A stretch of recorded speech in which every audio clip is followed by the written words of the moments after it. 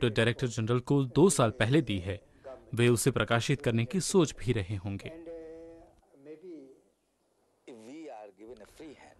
यहाँ हमें भूगर्भ संशोधन की पूरी आजादी दी और कहा गया हम मस्जिद के नीचे भी खोद सकते हैं, लेकिन यह तभी हो सकता है जब मस्जिद वहां से हटाई जाए। हमें आशा है कि सारे 84 खंभों की बुनियादें हम ढूंढ पाएं, जिसमें 6 तो मस्जिद की दक्षिणी दीवार की ओर हमने ढूंढे।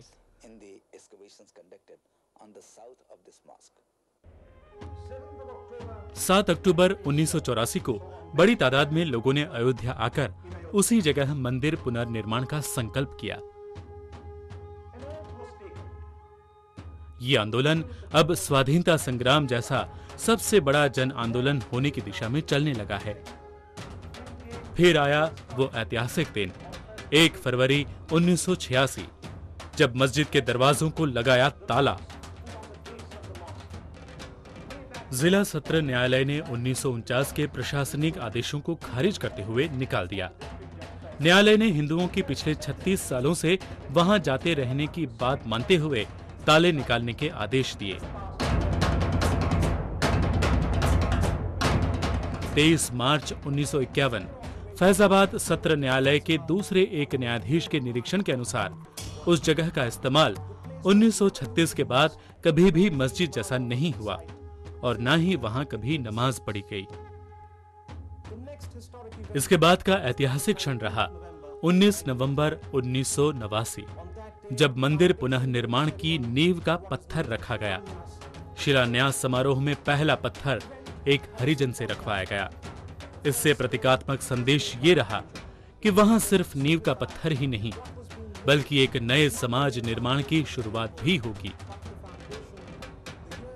1990 में मसला काफी आगे बढ़ा। पूरी बात वाद प्रतिवादों में फंसती गई। कई गुट और राजनीतिक दलों के अपने अपने स्वार्थ में धंसती गई। इन्हीं हालात में 30 अक्टूबर 1990 को कार सेवा करने की घोषणा की गई।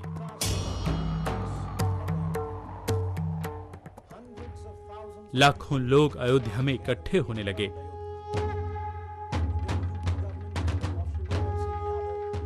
मुलायम सिंह की उत्तर प्रदेश सरकार ने सुरक्षा के सारे प्रबंध किए और लोगों को अयोध्या में घुसने से रोकने की पूरी कोशिश की,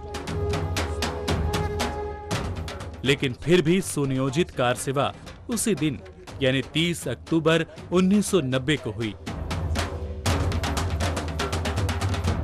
चर्चा का पहला दौर AIB-MAC और VHP के बीच हुआ।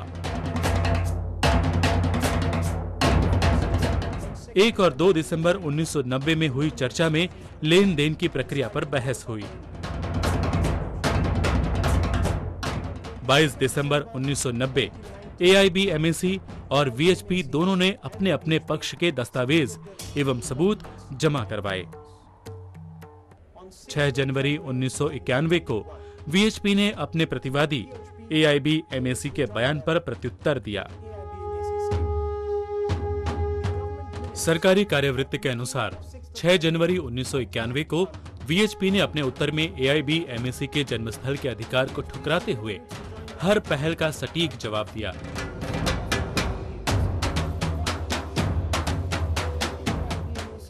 AIB-MAC ने VHP द्वारा प्रस्तुत किए सबूतों पर कोई प्रतिक्रिया नहीं दी, इसीलिए कई मुद्दों पर सहमति या असहमति का फैसला न हो सका।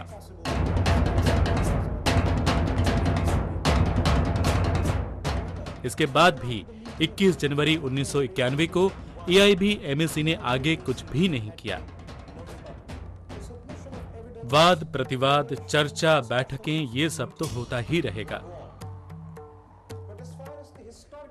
लेकिन ऐतिहासिक तत्व और सबूत ये साफ कहते हैं कि जहां मस्जिद खड़ी है, मंदिर उसी जगह था। हां, इस बात का कोई सबूत नहीं कि राम वहीं जन्मे थे, लेकिन इस बात का सबूत होना संभव भी नहीं। पर इस बात को कैसे झुठलाए कि श्री राम हजारों सालों से हिंदुओं के लिए पूजनीय रहे हैं, भारत की जनता उन्हें मनुष्य जाति का आदर्श मानती आई है। जो आदर्श और सदाचार उनकी जीवनी में झलकता है, उसकी पूजा हजारों सालों से वे करते आए हैं।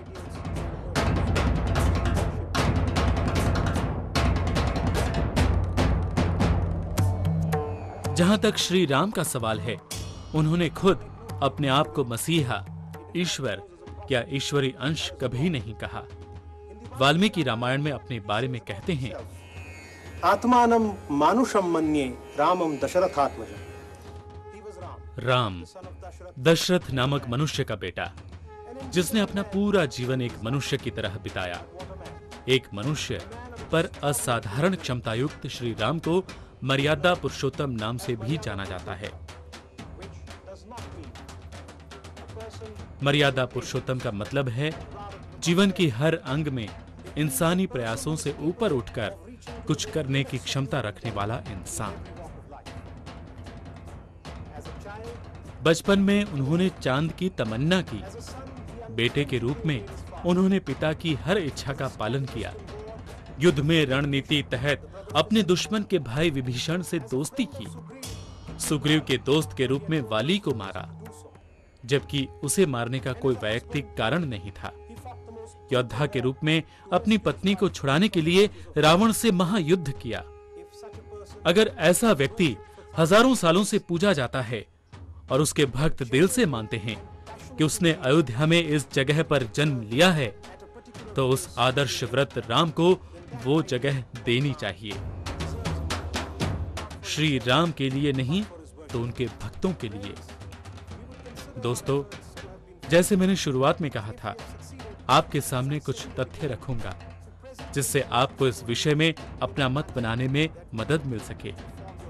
मैंने अपनी ओर से पूरी कोशिश की है। धन्यवाद।